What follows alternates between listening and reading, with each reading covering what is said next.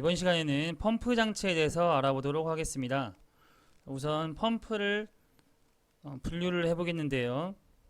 펌프의 그 형식에 따라서 이제 분류를 할 수가 있습니다. 보통 용접형 펌프와 터보용 펌프로 나타낼 수가 있는데, 이 터보용 펌프는 이제 비용접형이라고 보시면 되겠습니다. 이 용접형은 그 압축 효율이 높고요, 비용접형은 압축 효율이 낮은 것을 뜻합니다. 이 용접형 펌프에는 이제 왕복식이 있고 회전식이 있는데요. 왕복식으로는 이제 피스톤 펌프, 다이어프램, 이 격판 펌프가 있고요. 그 회전식으로는 기어 펌프, 그 다음에 베인 펌프, 나사 펌프 등이 있습니다. 이 터보용에서는요, 원심식, 충류식 등이 있습니다. 이렇게 용접형과 터보용으로 이렇게 나눌 수 있어야 되고요. 이제 용접형에서도 이제 왕복식에 속하는 게 이제 피스톤 펌프, 회전식에 속하는 게 기어 펌프, 베인 펌프, 나사 펌프 등이 있다는 거 알아주시면 됩니다. 터보용 펌프 같은 경우는요, 회전차를 케이싱 내에서, 케이싱은 상자로 생각하시면 된다고 했죠. 그 케이스라고 생각하시면 되겠습니다. 그 케이싱 내에서 회전시켜 액체에 에너지를 주는 펌프를 터보용 펌프라고 하고요. 원심식 펌프는 이제 원심력을 이용해서 그 속도 에너지를 받아서 작동하는 펌프. 사류식 펌프라고 하는 것은 입구와 출구가 모두 경사진 방향으로 유입 및 유출하는 구조로 된 펌프를 얘기하고요. 충류식 펌프라고 하는 것은 회전차의 입구에서 출구에서 그 모두 축방향으로 유입 유출하는 구조로서 그 안내 날개 양력에 의한 그 압력 에너지와 속도 에너지를 주는 펌프가 되겠습니다. 용접형 펌프는 이렇게 액체를 이제 압축하는 그런 펌프가 되겠죠. 그래서 용접형 펌프라고 하는 것은 압축률이 효율이 그 좋은 펌프라고 말씀드렸습니다. 왕복식 펌프로는 이제 대표적으로 피스톤 펌프가 있겠는데요. 왕복 운동에 의해서 이제 흡입한 다음에 압축 후에 송출하는 것이 되겠습니다. 이게 고압을 요구하는 데 많이 사용이 됩니다. 송출량은 적고요. 회전식 펌프로는 이렇게 기어, 베인, 스크류 등 회전 운동에 의해서 액체를 이송시키는 펌프가 되겠고요.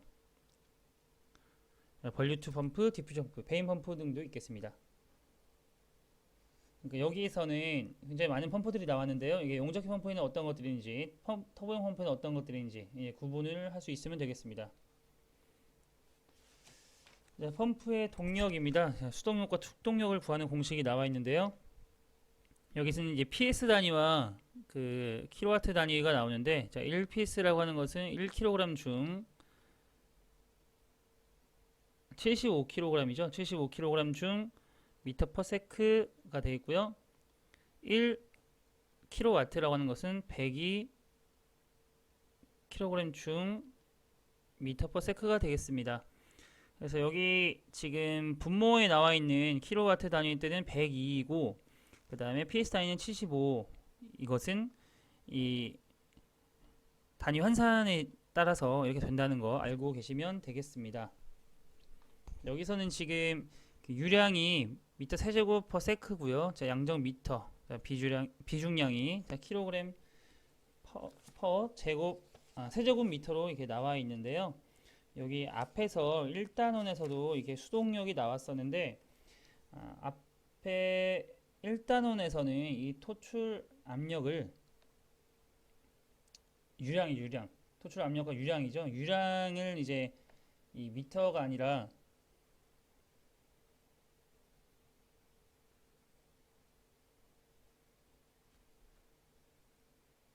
센티미터 단위로 해가지고, 지금 여기가 좀 1단원에 나와 있는 내용과 조금 다릅니다. 단위 환산에 대한 내용이기 때문에 우선 좀 염두에 두시고요.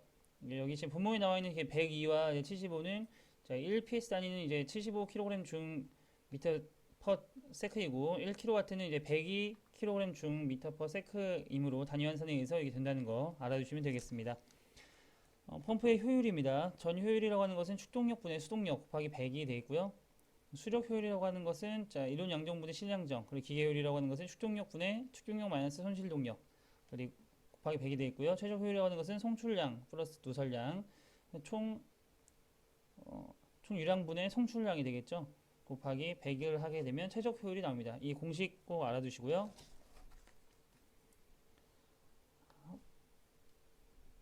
펌프의 구조에 따라서 하게 되면 이렇게 원심 펌프 단단, 1단, 다단 펌프, 충류는 횡축, 압축 뭐 이런 것들이 있습니다. 이 캐비테이션이 굉장히 중요한데요. 이 캐비테이션이라고 하는 것은 공동 현상을 뜻합니다. 공동이라고 하는 것은 이렇게 빈 공간, 기공 같은 것을 뜻하죠. 이 공동이라는 것이 왜 나타나냐? 이 흡입 양정이 높거나 그 흐름 속도가 국부적으로 빠른 부분에서 압력 저하로 유체가 증발해서 소음과 진동을 수반하는 현상으로 압력이 포화 수증기압 이하로 낮아지면서 기포가 발생하는 현상입니다. 이 공동이라는 게 기포로 보시면 되겠습니다. 그럼 이 캐비테이션은 어떤 영향을 줄까요? 이 소음과 진동이 발생하고 성능이 저하게 됩니다. 그리고 압력이 저하되면 양수가 불능하게 되고요. 펌프를 손상시킵니다. 그럼 이 캐비테이션의 공동 현상을 방지하는 방법으로는 이 캐비테이션의 원인을 상쇄시키면 되겠죠. 그래서 이 흡입 양정을 작게 해주면 캐비테이션 발생이 억제됩니다. 그 흡입 라인을 강제한 짧게 하고요. 규정 속도 이상으로 해서는 안 됩니다. 보통 이게 저속을 해주면 좋겠죠. 캐비테이션을 방지하기 위해서는요. 그리고 양흡입형 펌프로 고치고요. 펌프 위 설치 위치를 가능한 한 낮게 하고요.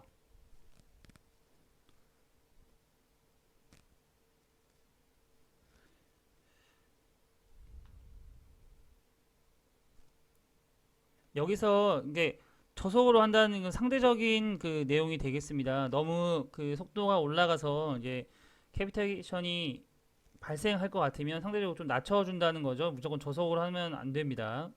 상대적으로 속도를 낮춰주라는 얘기입니다. 여기는 저속이 아니라 속도 저하로 표현을 하겠습니다. 개념 적기 문제 풀어보도록 하겠습니다. 펌프에 캐비테이션이 발생하면 성능 저하와 펌프를 손상시킵니다. 캐비테이션 방지 방법으로 적합하지 않는 것.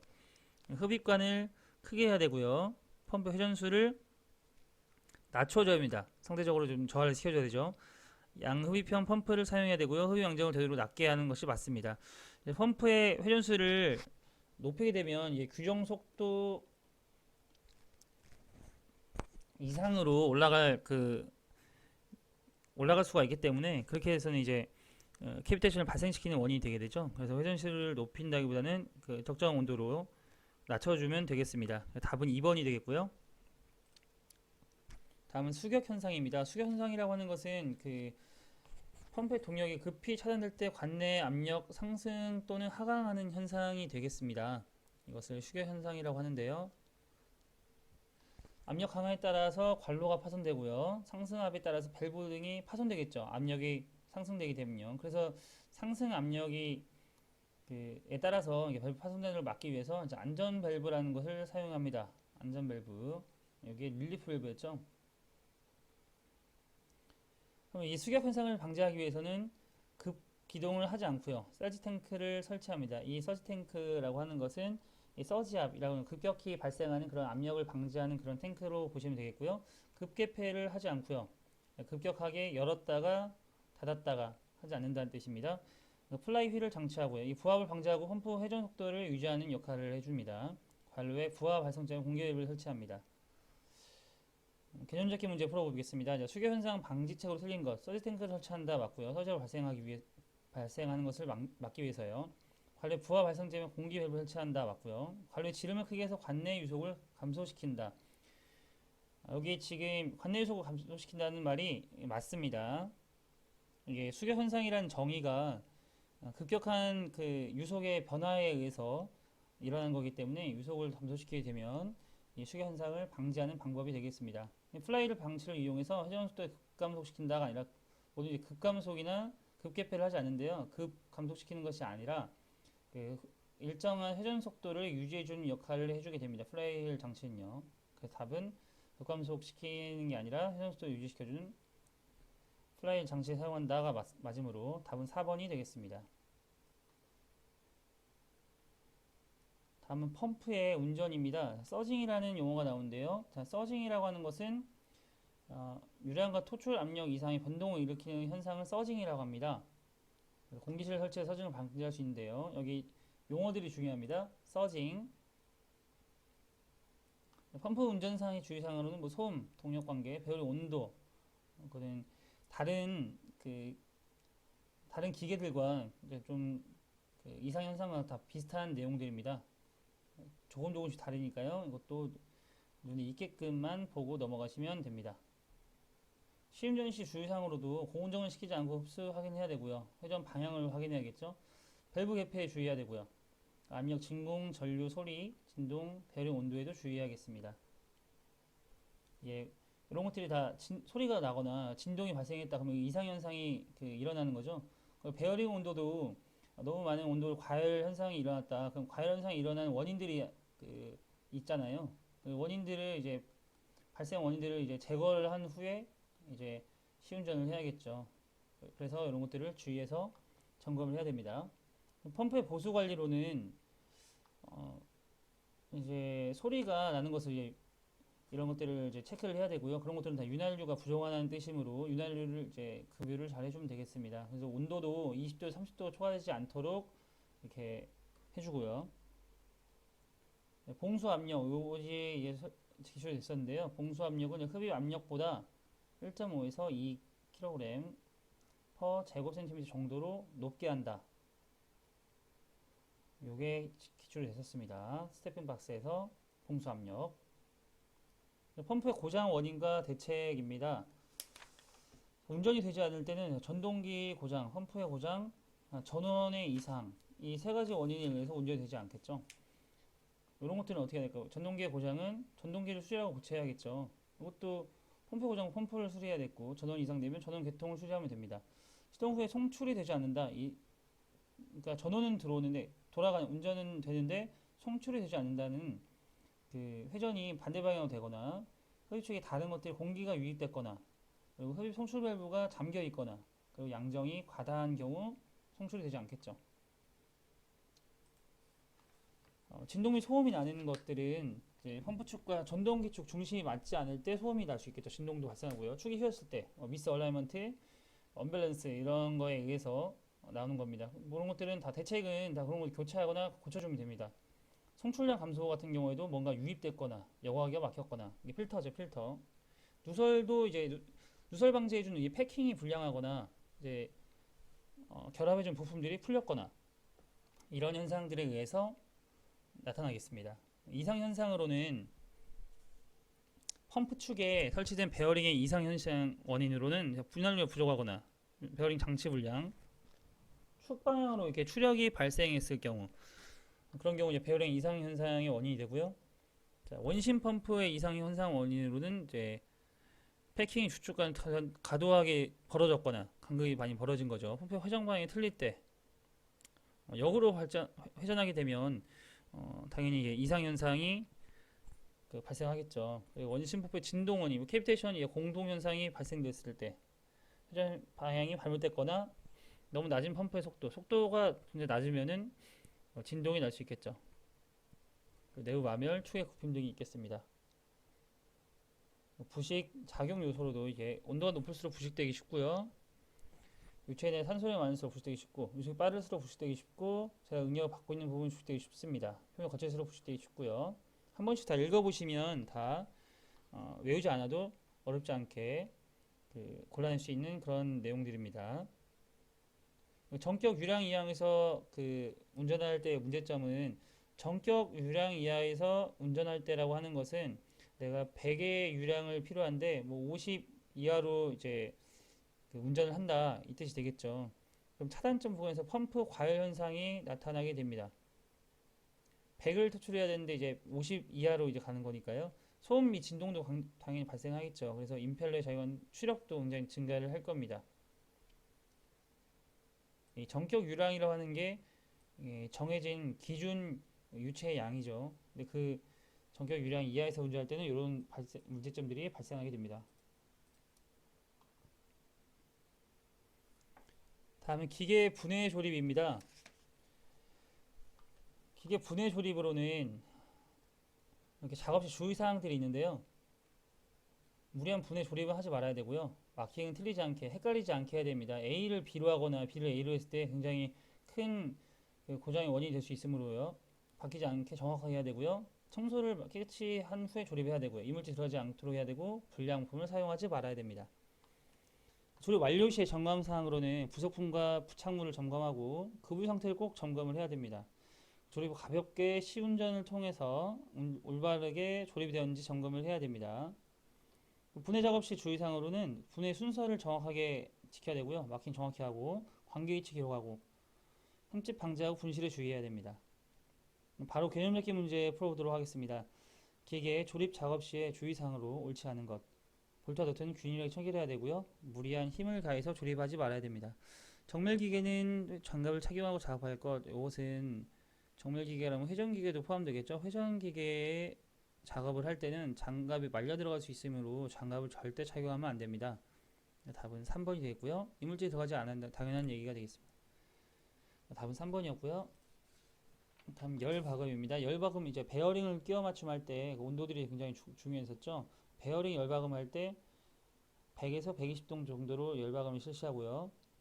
그리고 130도를 초과하게 되면 베어링 재료가 그 경도가 굉장히 저하된다는 거, 이 온도를 중요하게 보면 됩니다. 그리고 축이 같은 경우에는 200도에서 250도 이하로 이제 가열한다는 거, 이 온도만 보고 넘어가시면 되겠습니다. 이 밸브는요, 직선 배관 도중에 설치해서 유체의 흐름을 조절해주는 이음새인데요. 뭐 유체의 흐름을 차단해주거나 그리고 이 흐름과 토출 방향이 그 출구가 뭐 일직선이라든지 직각이라든지 이런 거에 의해서 밸브 명칭이 바뀌게 됩니다. 글로브 밸브 같은 경우에는요, 이 입구와 출구가 일직선입니다. S자 모양으로 되는 밸브로서요, 그 소형이고요, 수도꼭지에 이용하는 밸브가 되겠습니다.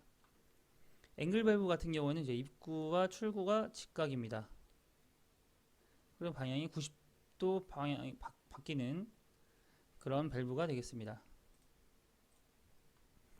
니들 밸브라는 것이 있는데요. 이것은 밸브 디스크가 바늘 모양으로 되어 있는 얇은 그런 밸브가 되겠습니다. 그러니까 미세한 유량을 조정할 때 그런 밸브가 되겠고요. Y형은 그 출구 유로가 45도로 이렇게 45도 입구 측과 출구 유로 이렇게 되어 있는 거죠. 슬로스 밸브 같은 경우는 유체가 일직선으로 흐르고 유체 저항이 가장 적고 유체 흐름이 대해서 수직으로 개폐하는 밸브가 되겠습니다. 손실 수도가 굉장히 적은 밸브가 되겠고요. 체크 밸브 같은 경우는 이제 한 방향으로만 흐르게 하는 그 역류 방지 밸브인데, 체크 밸브에는 뭐 리프트 체크 밸브, 스윙 체크 밸브, 푸트형 볼 체크 이런 것들이 있습니다. 이게 역류를 막아줄 때 볼을 넣느냐, 뭐 푸트형을 넣느냐 이런 거에 따라서 이렇게 명칭이 다르게 됩니다. 보통은 이제 볼 체크 밸브를 많이 사용합니다.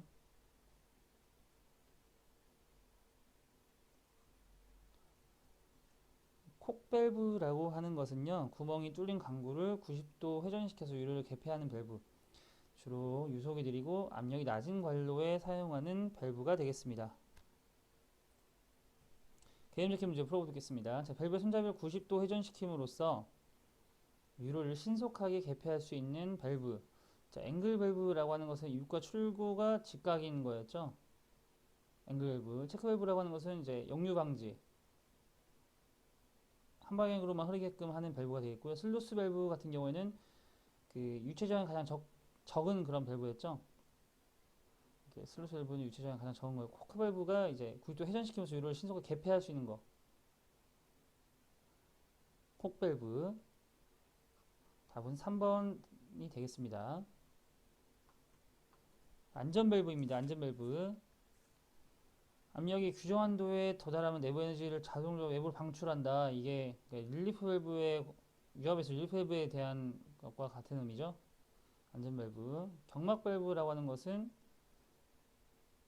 항해포를 차단하는 경우에 이게 그 시체에 밀어붙인 데 사용하는, 그러니까 뭔가를 차단한다고 하면은 이것은 다 격판을 사용하게 됩니다. 격판이 다 다이어프레임입니다. 격판이 영어로 하면 다이어프레임입니다. 나비형 밸브 같은 경우에 버터플라이 밸브라고도 하는데요. 10m 이하의 저양정 펌프에서 수조량 조절할 수 있는 밸브가 되겠습니다. 개념 잡기 문제입니다. 10m 이하의 저양정 펌프에 조절량 조절할 수 있는 밸브, 나비형 밸브가 되겠네요. 버터플라이 밸브. 답은 4번이 되겠습니다.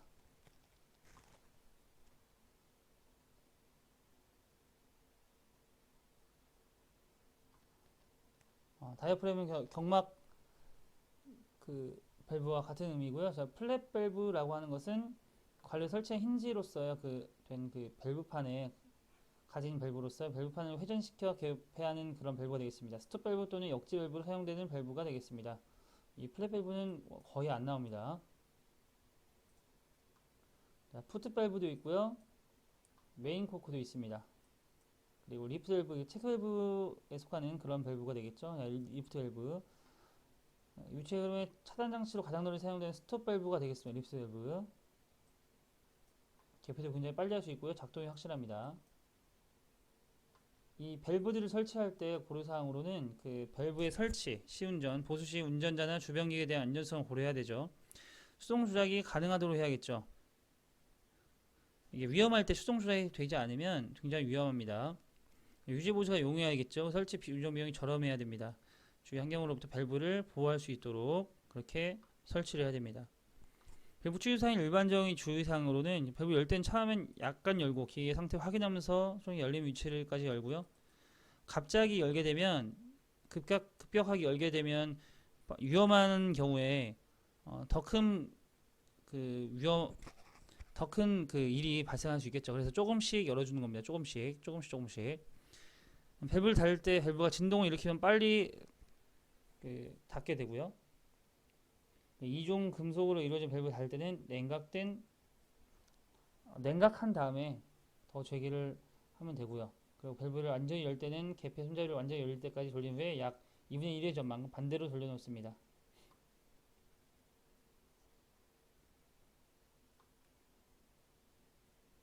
밸브에 대한 일반적인 사항으로는 밸브의 크기는 호칭경으로 나타내고요. 강과나 이음새 호칭경 치수와 일치합니다. 호칭경 밀리미터로 나타내는 것을 A열, 인치 단위로 나타내는 것을 B열이라고 하고요.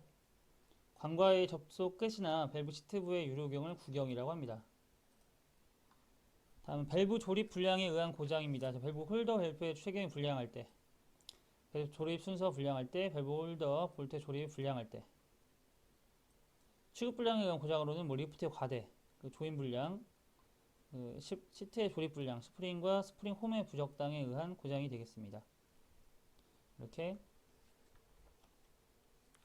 기계장치 점검, 정비에 대해서 알아보았습니다.